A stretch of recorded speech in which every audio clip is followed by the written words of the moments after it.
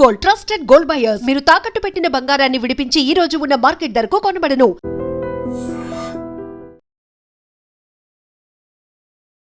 Sir నమస్తే. ఎలా ఉన్నారు సార్?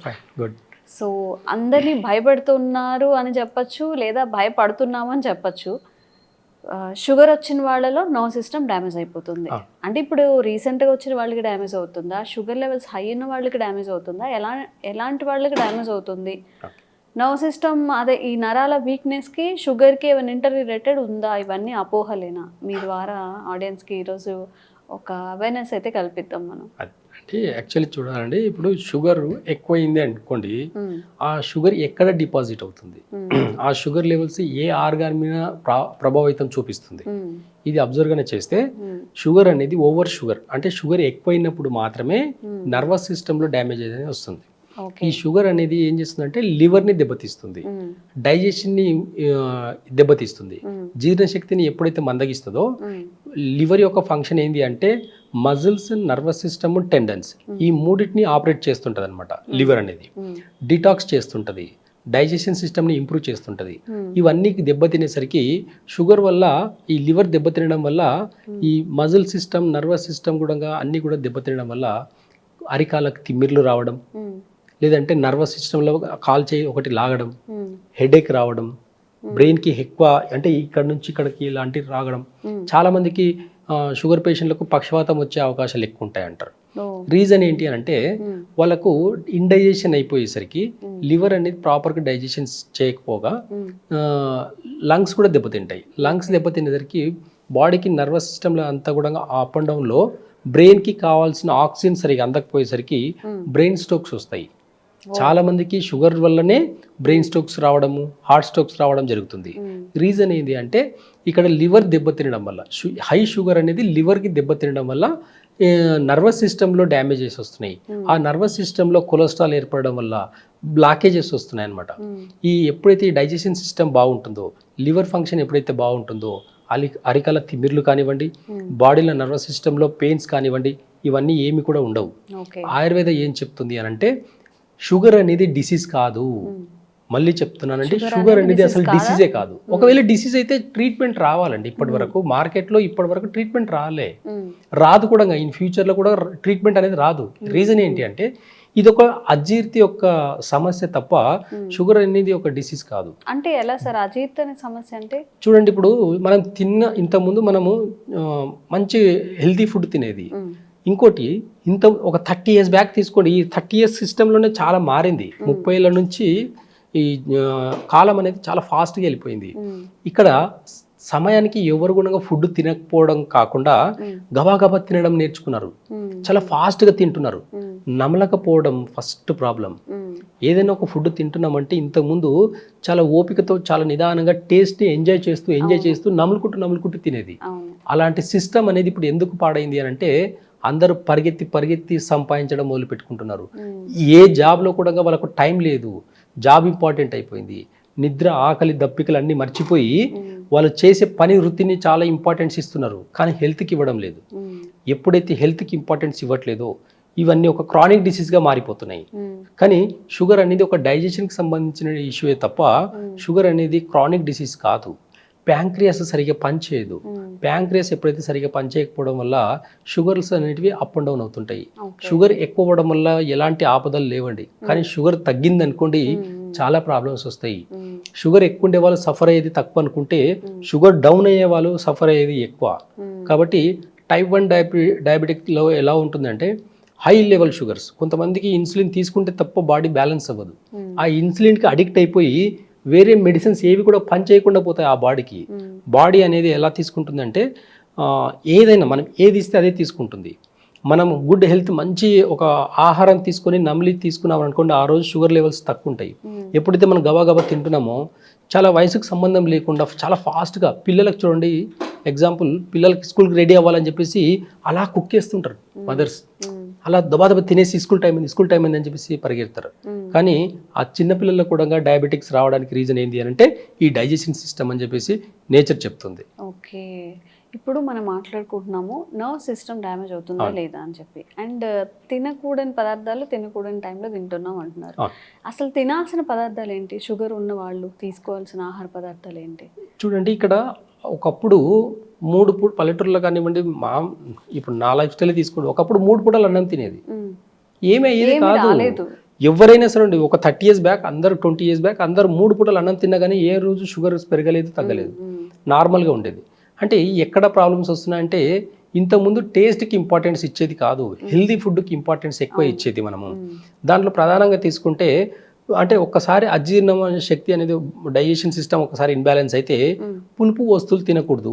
ఆ పులుపు తినడం వల్ల ఇంకా ఇండైజెషన్ అయిపోయి షుగర్ లెవెల్స్ కానివ్వండి, థైరాయిడ్ కానివ్వండి, బీపీ కానివ్వండి, ఇవన్నీ పెరిగేదానికి అవకాశాలు ఎక్కువ ఉంటాయి అన్నమాట.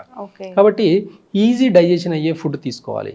ఒకరికి డైజెషన్ సిస్టమ్ బాగాలేదు అని అంటే ఫస్ట్ ఓన్లీ ఒక 2 weeks వరకు ఇది మీరు ట్రై చేసి చూడండి, ఎంత ఎఫెక్టివ్గా ఉంటుందంటే మీరు నమ్మరు, కానీ ట్రై చేయండి ఒకసారి.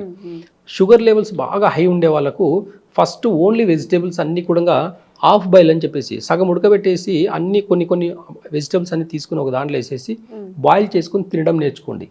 దాంట్లో కొంచెం సాల్ట్, పింక్ సాల్ట్, కొంచెం బ్లాక్ పెప్పర్ వేసుకుని తినడం మొదలు పెట్టుకోండి. డైజెషన్ సిస్టమ్ చాలా ఇంప్రూవ్ అవుతుంది. ఆ డైజెషన్ సిస్టమ్ ఇంప్రూవ్ అయిన తర్వాత మీరు ఒక 2 weeks తర్వాత బాగా కంటిన్యూగా పాటించి చూసి 2 weeks తర్వాత మీ షుగర్ లెవెల్స్ చూడండి, చాలా అద్భుతమైన రిజల్ట్స్ ఉంటాయి. అంటే వెజిటేబుల్స్ అన్ని చాలా ఈజీగా డైజెషన్ అవుతాయి. ఎప్పుడైతే ఈ పప్పు దినుసులు ఇవన్నీ ఉంటాయో, నాన్ వెజ్ ఏవైతే ఉంటాయో, హెవీ ప్రోటీన్, ఈ హెవీ ప్రోటీన్ డైజెషన్ సిస్టమ్ని ఇంకా ఇన్బ్యాలెన్స్ చేస్తాయి. అవి తినడం వల్ల ఏమవుతుంది అంటే ఇంకా ఇండైజెషన్ ఫామ్ అయిపోయి, గ్యాస్ ఫామ్ అయిపోయి అక్కడ నర్వస్ సిస్టంలో ప్రాబ్లమ్స్ వస్తాయి, నర్వస్ సిస్టంలో బ్లాకేజెస్ వస్తాయి అనమాట. ఇలాంటి సిమ్టమ్స్ అన్ని కూడా డయాబెటిక్స్ వల్ల దాంట్లో చాలా ఎక్కువ చూడొచ్చు అనమాట.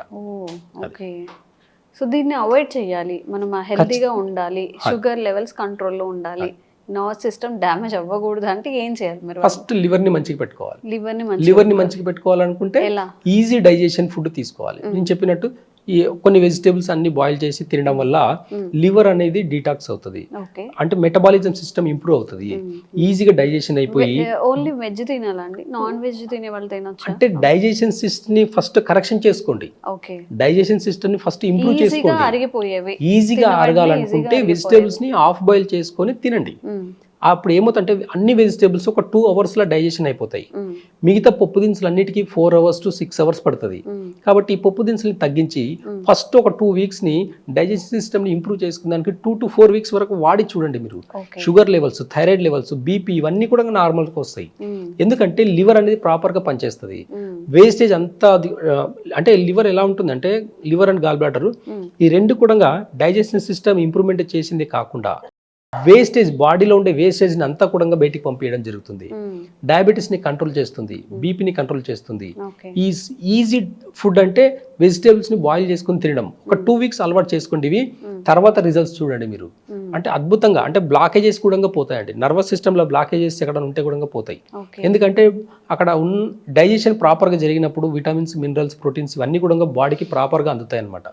ప్రాపర్గా అందించే యొక్క రోల్ అంతా కూడా kidney, liver plus gall bladder తీసుకుంటుంది. కాబట్టి ఆ సిస్టమ్ని ఇంప్రూవ్మెంట్ చేయండి, ఈ లివర్ యొక్క సిస్టమ్ని ఇంప్రూవ్మెంట్ చేయండి. చేసిన తర్వాత అప్పుడు హెవీ ఫుడ్ తీసుకోండి, నాన్ వెజ్ కానివ్వండి, ఏదైనా సరే తీసుకోండి.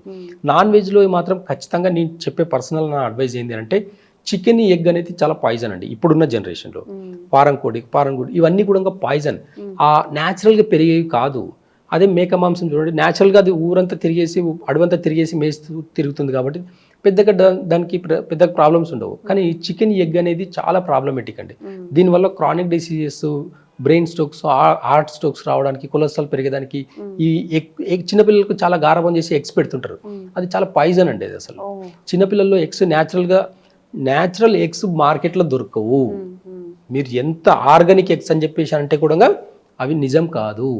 రీజన్ ఏంటి అంటే న్యాచురల్ ఏదైతే నాటుకోళ్ళు ఎప్పుడైతే ఆ గుడ్డు పెడతాయో ఆ గుడ్లని పొదుగుకు వాడతారే తప్ప తినేదానికి వాడరు. చాలా చిన్న సైజు ఉంటుందండి, నార్మల్ కోడి గుడ్డు చాలా చిన్న సైజు ఉంటుంది.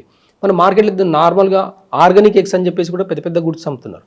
అదంతా ఫేక్ అండి, నమ్మకండి అవన్నీ, ఓకే కరెక్ట్ కాదు ఆ సిస్టమ్. ఓకే కాబట్టి చిన్న పిల్లల్లో ఎగ్స్ కాల్షియం కోసం అని చెప్పేసి పాలు ఇవ్వడం, కాల్షియం కోసం అని చెప్పేసి ఎగ్స్ పెట్టడము, ఇవి చాలా తప్పులు చేస్తారు. కానీ ఆ ఎగ్స్ ఎంతవరకు హెల్దీ అనేది ఒకసారి మీరు అనలైజ్ చేస్తే ఆ ఎగ్ ఎంతవరకు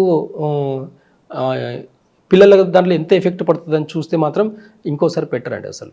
ఓకే సో సార్ చెప్పినట్టుగా అందరిలో కాదు, హై షుగర్స్ ఉన్నప్పుడు మనం తినకూడనివి తిన్నప్పుడు మన బాడీకి డ్యామేజ్ జరుగుతుంది. అండ్ ఎవరైనా డైజెషన్ ఇష్యూస్ ఫేస్ చేస్తున్నా కూడా బాయిల్ చేసుకొని తినడం, కొంత పొట్టకి రెస్ట్ ఇవ్వడం, మన లివర్కి రెస్ట్ ఇవ్వడం, ఇలాంటివి చేస్తుంటే మనం కూడా 24 గంటలు పని చేయాలి అంటే వెక్స్ అయిపోతాం కదా. 12 అవర్స్ పని చేస్తేనే మనకు చాలా చిరాకు వస్తుంది. మరి మన బాడీలో ఉన్న ఆర్గన్స్ అంత టైం వర్క్ చేయాలంటే మేబీ దీనివల్లే ఇట్లా షుగర్లు, బీపీలు ఇవన్నీ వస్తున్నాయని చెప్తున్నారు. కాబట్టి జాగ్రత్తగా తినేది జాగ్రత్తగా ఉండండి. అండ్ స్లీపింగ్ హ్యాబిట్స్ కూడా మేబీ మార్చుకోవాల్సి ఉంటుంది. కాబట్టి ఇవన్నీ పాటించండి. అండ్ మీకు ఇంకా అవేర్నెస్ కల్పించే వీడియోస్ చేస్తూనే ఉంటాము. Thank you so much. Thank you. Sir, one life lesson what medicine has taught you. Whatever you can do without expecting. But I really believe మన పాజిటివ్ యాటిట్యూడ్ ఉంటేనే మనం ఏదైనా సాధించగలం. గట్ని మనం కరెక్ట్గా డీల్ చేసినట్లయితే అది మనకి పాజిటివ్ హార్మోన్స్ని రిలీజ్ చేస్తుంది. షుగర్ వచ్చిన వాళ్ళ పరిస్థితి ఏంటి? పొట్ట దగ్గర పెరిగితే దాన్ని ఆండ్రాయిడ్ అంటారు, ఆండ్రాయిడ్ ఫోన్ కదా. అసలు థాట్స్ ఎందుకు వస్తాయి? బ్రెయిన్ డెడ్ అంటే దానికి ప్రపంచం అంతా కూడా కొన్ని నిర్దిష్టమైనటువంటి లక్షణాలు ఉంటాయి. మానసికంగా ధైర్యంగా ఉంటే క్యాన్సర్ జయించవచ్చు. You are a doctor for a cause sir, అంతే. వాళ్ళకి వచ్చిన ఆదాయం కాకుండా ఫ్రీ సర్వీస్ ఎంతమందికో చేస్తారు.